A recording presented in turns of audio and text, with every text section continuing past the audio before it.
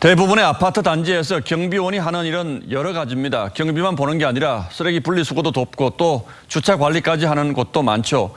그런데 앞으로는 이런 일을 하게 되면 단속 대상이 될 수 있다고 합니다. 이게 뭔 얘기인지 지금부터 따져보겠습니다. 자, 강동훈 기자, 단속은 언제부터 하겠다는 겁니까? 오는 6월부터 단속을 한다고 합니다. 지난 2018년에 있었던 경비업법 위반 판결 때문인데요. 경찰청은 이 판결을 계기로 오는 6월부터 경비업법 위반 사례를 단속하겠다고 나선 겁니다. 자, 6월이면 석 달도 채 남지 않았는데 느닷없이 왜 단속을 하겠다는 거죠? 엄밀히 말하면요, 이 쓰레기 분리수거나 주차 단속이 이 경비업법 위반 사례이기 때문입니다. 이 경비업법을 보면 이 경비원에게 경비 업무 범위를 벗어난 행위를 하게 해서는 안 되고 이를 위반하면 징역이나 벌금에 처한다고 되어 있습니다. 자, 그럼 지금까지 이런 일을 해왔다면 이게 다 위법 사항이 되겠군요? 예, 그렇습니다. 이 법에는요, 이 경비 업무가 도난이나 화재 또 그 밖의 혼잡 등으로 인한 위험 발생을 방지하는 업무, 이렇게 돼 있기 때문에 이 쓰레기 분리수거나 이 단순 주차 관리는 이 경비 업무에 포함이 되지 않는다고 보는 겁니다.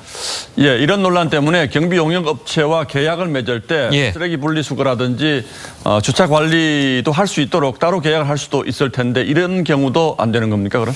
그럴 경우에는요, 이 법적인 다툼이 좀 있을 것으로 예상이 됩니다. 앞서 말씀드린 경비 업무의 정의를 보면요, 그 밖의 위험 발생을 방지하는 업무, 이런 부분이 있는데, 자, 이것을 포괄적으로 해석을 할 경우에 주차 관리 같은 건 들어갈 수도 있다는 게 전문가들의 시각입니다. 자, 아무튼 그런 세부적인 계약이 없다면 경비원들이 앞으로 그런 일은 못하게 되는 셈이 되는데 그럼 누가 해야 됩니까, 그건?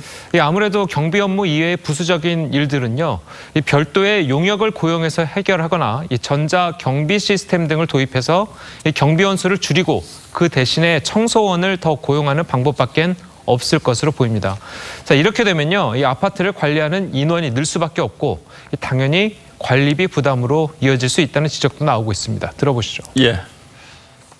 결국 이 경비 업무를 못하게 하면은 경비원이 없어지겠죠. 전자적인 감시 장비로 가던가. 그렇게 되면 결국 관리비 상승이 되고 입주민들이 불만이 생기고.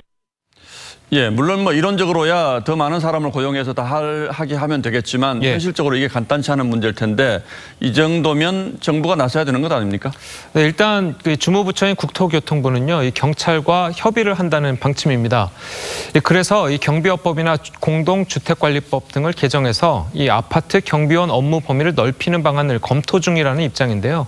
하지만 그 전에 입법이 완비되기가 사실상 어려운 형편이어서 이 경찰이 정말 단속에 나선다면 이 당분간 상당한 혼란이 불가피해 보입니다.